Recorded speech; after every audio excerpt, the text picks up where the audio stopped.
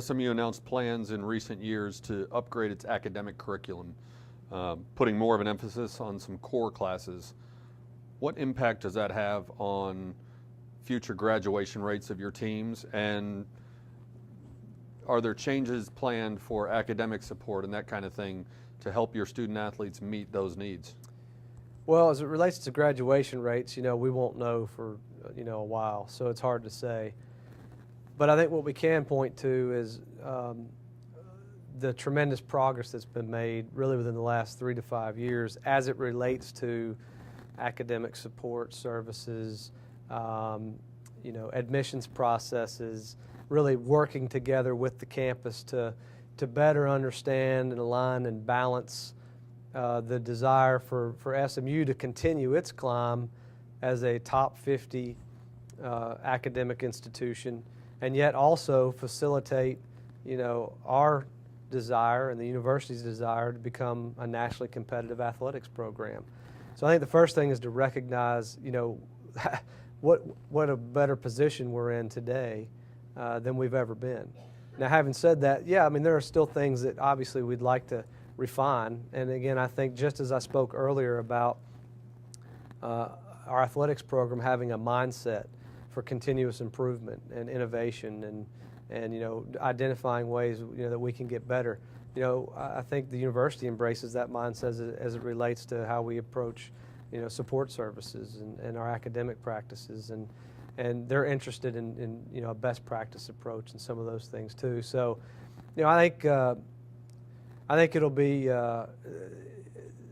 interesting to see what the impact can be. Right now, the graduation rate, this current cohort, which is a 6-year cohort, we ranked 24th in the country, I believe, in overall graduation. And you think about it, that's strong now. That 24th in the country and all the schools that includes is strong. So again, I think first we have to recognize how well we've done. And as I've said, now if we can just get our athletics program to be ranked anywhere near 24th in the country on the whole, then we'll have something special. And so that's where the focus is. You're one of the younger ADs, I guess, in the country. I don't feel like it many days, but thank you.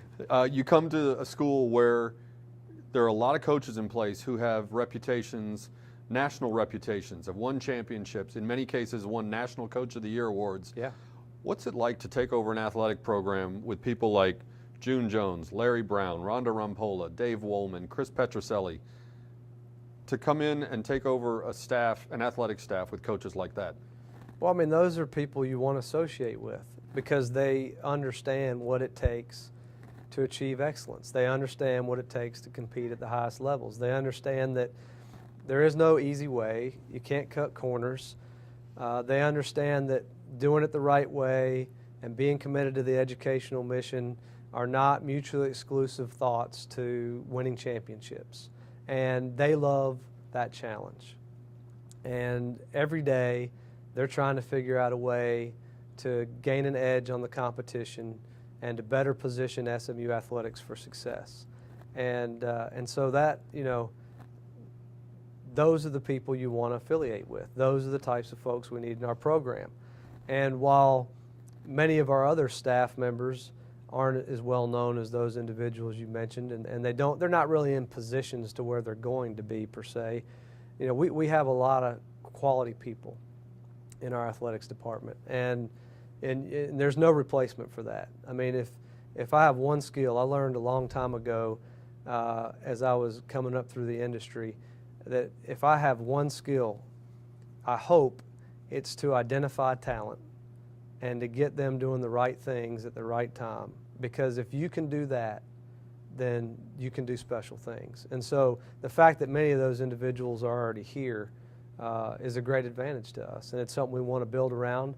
And again, it's something that we want to utilize to attract other people like them and to make our programs even stronger. Expectations have changed, I guess, among a lot of Pony fans in recent years. For a long time, people didn't really talk about bowl games.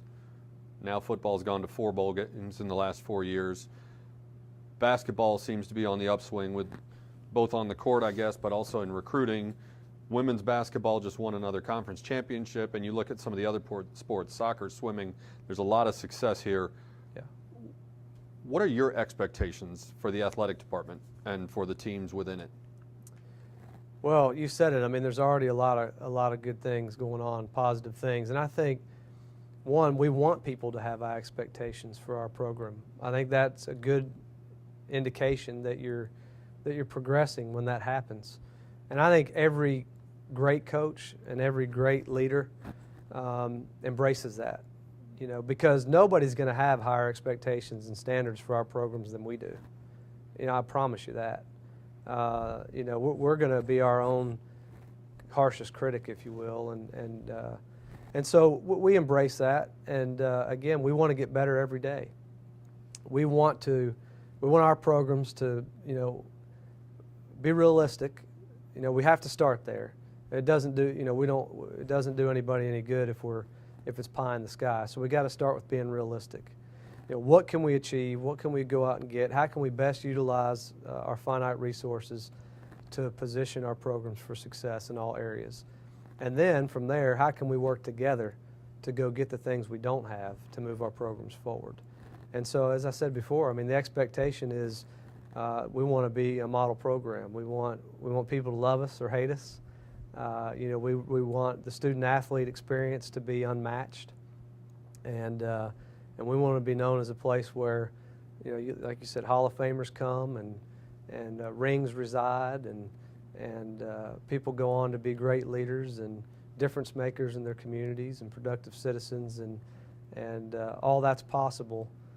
We have that potential here, and while it may sound like rhetoric, you know, because I know that maybe that's something everybody would say, not many people can say it and mean it in terms of it being possible, and it's possible here.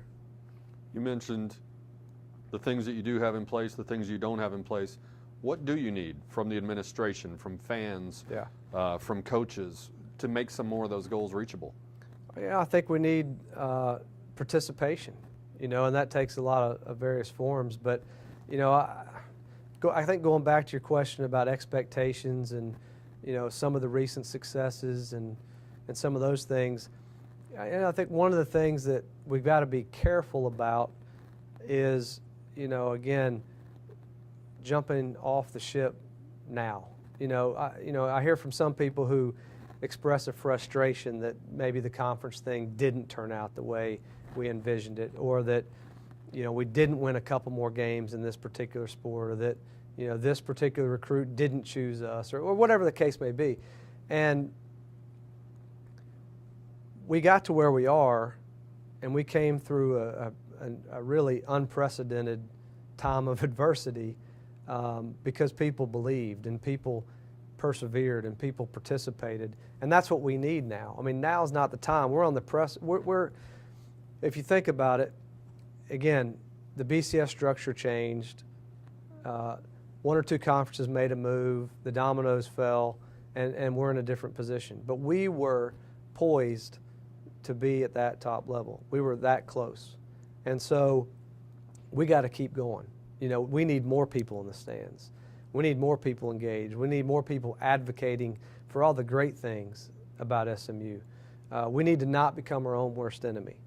You know, we need to not have self-inflicted wounds. You know, I've talked about this a couple times, and I'm careful because I really don't, you know, sometimes this comment can be misinterpreted, but the most negative things I hear about SMU and or SMU athletics come from SMU people. And so sometimes I think that there's such a microscope and we're so close to it and we're so focused on the things we don't have or we don't do quite as well as we want to, that we allow those things to kind of dominate the conversation. And we've got to be careful because, again, I can tell you as a relative outsider in terms of, again, being here still a somewhat a short amount of time, SMU's perception and the regard that individuals and people have for SMU outside of this area is really tremendous. We're very well thought of. And we need to adopt a little bit more of that attitude, I think, here locally.